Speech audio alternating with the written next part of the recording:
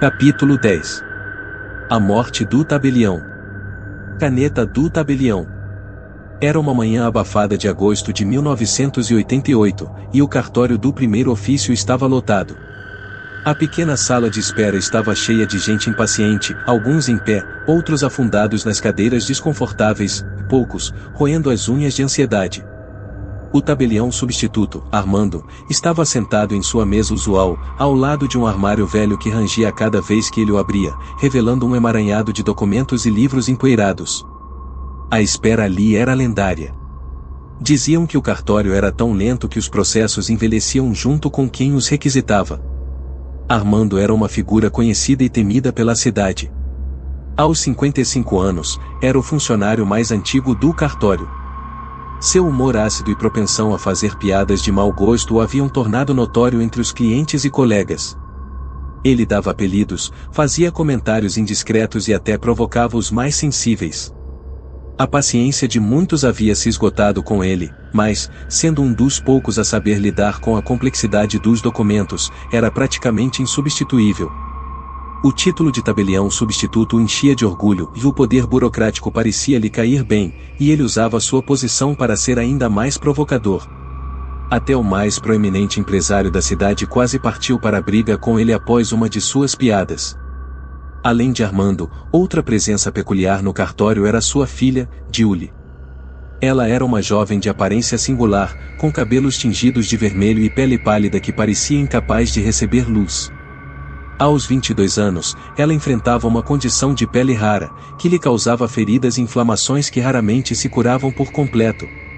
Era vista como uma presença desconcertante, sempre envolta em roupas pretas, típicas de seu estilo odarco que destoava na cidade. O contraste entre a juventude dela e o ambiente austero e caótico do cartório criava uma imagem quase sobrenatural. Havia rumores de que Julie falava sozinha e tinha visões. Sempre que algum colega a encontrava murmurando baixinho para si mesma, evitavam comentar, receosos de enfrentar o olhar profundo e perturbado da jovem. O objeto amaldiçoado. No balcão ao lado de Julie, repousava uma caneta troféu peculiar, com uma ponta de pena forjada em bronze, adquirida como prêmio pelo trabalho honroso do cartório. Era uma peça estranha e macabra, com cerca de 20 centímetros, exibindo um verde desbotado que o tempo havia impresso no bronze. A caneta parecia sempre observá-la, fixando um olhar invisível que a deixava arrepiada. Armando mantinha um afeto esquisito pelo objeto, como se ele próprio estivesse enfeitiçado por aquela pena enegrecida. Talvez fosse o efeito do metal, mas a cada vez que Julie olhava para a caneta, sentia um frio inexplicável. A quarta-feira de abril. Na quarta-feira, 1º de abril de 1989, o ar no cartório parecia mais denso, e o calor se tornava sufocante. Julie, já fraca e pálida, estava determinada a continuar trabalhando.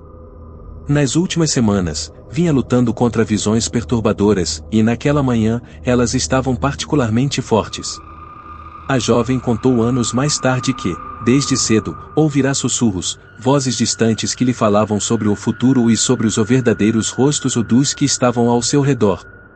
Enquanto terminava de carimbar uma pilha de documentos, ela olhou para a caneta troféu. A voz voltou, mas desta vez estava mais nítida, clara e aterradora: ele é o teu assassino, Julie. Ele vai te destruir. Julie se sobressaltou, sentindo o coração pulsar como um turbilhão no peito. O sussurro parecia reverberar diretamente em sua mente, e, quanto mais tentava afastá-lo, mais forte ele se tornava, como se alguém estivesse ali, ao lado de seu ouvido. Cada vez que olhava para seu pai, sentado no balcão ao lado, a voz repetia: ele quer o seu sangue, Julie. Ele espera por um erro. Faça antes que ele faça. Foi então que, quase como em transe, ela se levantou e, com passos lentos, caminhou até a mesa onde a caneta troféu estava apoiada.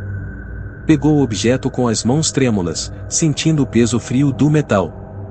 A sensação era estranha, como se aquela pena fosse parte de si mesma, uma extensão de sua raiva contida, de seus medos. Ela se aproximou de Armando, que ainda estava inclinado sobre um livro de escrituras, totalmente alheio à presença da filha. Com um movimento rápido e violento, ela ergueu a caneta e cravou-a na cabeça de seu pai, penetrando o crânio do tabelião com uma força inesperada. O sangue jorrou, tingindo o objeto amaldiçoado de vermelho. Armando sequer teve tempo de gritar, seu corpo tombou imediatamente, os olhos ainda arregalados em choque e dor. Julie desabou no chão ao lado do corpo inerte de seu pai, seus dedos ainda manchados de sangue e segurando a caneta. Ao redor, o pânico tomou conta dos funcionários. Alguns gritavam, outros tentavam freneticamente encontrar ajuda. O som das sirenes da ambulância e da polícia não demorou a preencher o ar, mas o ambiente já estava manchado pela presença de algo inexplicável, como se uma entidade maligna houvesse reivindicado aquele espaço. Após o crime. Após o trágico evento, o cartório foi selado temporariamente, enquanto uma equipe de limpeza tentava apagar os vestígios do que ocorrerá ali. Mesmo assim, os funcionários evitavam o local onde Armando havia caído, e a caneta troféu, ensanguentada, foi cuidadosamente guardada em uma gaveta de metal. Mas nada ali parecia ter escapado ao estranho peso daquele crime. O ar estava sempre denso, o silêncio se tornará insuportável, e até as sombras das estantes pareciam vibrar em um leve, constante desconforto. Julie, agora internada em uma ala psiquiátrica do Hospital Geoffrey Corren, tornará-se um caso misterioso e temido entre médicos e enfermeiros. Nos primeiros dias após o ataque, ela permanecia catatônica, mas conforme recobrava a lucidez, sua narrativa tornava-se mais perturbadora e cheia de lacunas. Ela descrevia visitas de uma presença sombria que ninguém conseguia ver, mas que ela sentia a cada noite. Julie afirmava que o Hélio continuava a sussurrar coisas em sua mente, induzindo-a a um medo e desespero insuportáveis.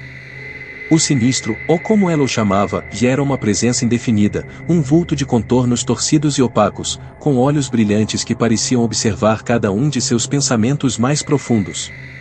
Ele não quer que eu durma, porque ele diz que, nos meus sonhos, posso vê-lo realmente. E ele não quer ser visto, ela contava com voz fraca, num relato que congelava o sangue dos psiquiatras. Enquanto isso, o cartório reabriu sob nova administração, mas logo se tornou palco de fenômenos que os funcionários não podiam explicar. A caneta troféu, objeto que testemunhara o crime, foi trancada em uma gaveta no fundo do cartório e lacrada com fita vermelha. Poucos ousavam sequer se aproximar da mesa onde a gaveta estava, e rumores começaram a correr pela cidade. Diziam que, nas noites de silêncio total, era possível ouvir sussurros abafados de dentro da gaveta. E para os funcionários, o eco daquele sussurro dizia sempre o mesmo: ele vai te destruir. Passa antes que ele faça. As histórias de aparições e sussurros se multiplicaram com o tempo. Uma funcionária jura que, ao se aproximar da gaveta para buscar um documento, sentiu algo gelado em seu ombro, como se mãos invisíveis tentassem afastá-la dali. Outra testemunha descreveu ter ouvido passos leves à noite e o som de uma respiração pesada, lenta e gélida, como se a entidade estivesse rondando o local onde o sangue de Armando ainda parecia manchar o chão. Eventualmente, os trabalhadores se recusavam a ficar depois do horário ou mesmo a realizar qualquer tarefa próxima ao móvel trancado. Com o passar dos anos, o cartório transformou-se em um lugar evitado pelos moradores. A superstição cresceu a tal ponto que apenas funcionários novos e os mais corajosos ficavam no lugar, mas sempre com um olhar desconfiado em direção à mesa onde a caneta permanecia selada. Quem tocava no objeto era imediatamente acometido de uma sensação sombria, um frio intenso que se alojava nos ossos e um zumbido nos ouvidos que, de repente, transformava-se em palavras. Poucos falavam sobre o que ouviam, mas as palavras eram sempre as mesmas: ele vai te destruir. A cidade começou a tratar o caso como uma lenda macabra, conhecida como a Alcaneta do Tabelião.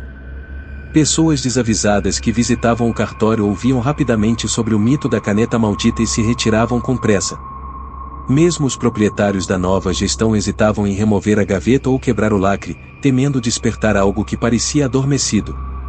Os que continuavam a trabalhar no local diziam que era possível ver a figura de Armando nas noites de tempestade, observando de longe, sua sombra vagando pelos corredores como se buscasse algo, ou alguém, para se juntar a ele no terror eterno que o prendia ali. Mas o que ninguém conseguia esquecer era o olhar de Julie, uma jovem perdida entre o mundo real e o sombrio.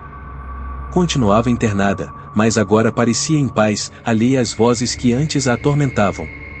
Em uma rara visita do novo tabelião, ela o encarou com um sorriso enigmático, perturbador. Em um sussurro rouco, murmurou: vocês acham que o trancaram, mas ele já se libertou. Ele apenas espera e o próximo. Após essa revelação sombria, o cartório permaneceu deserto por dias.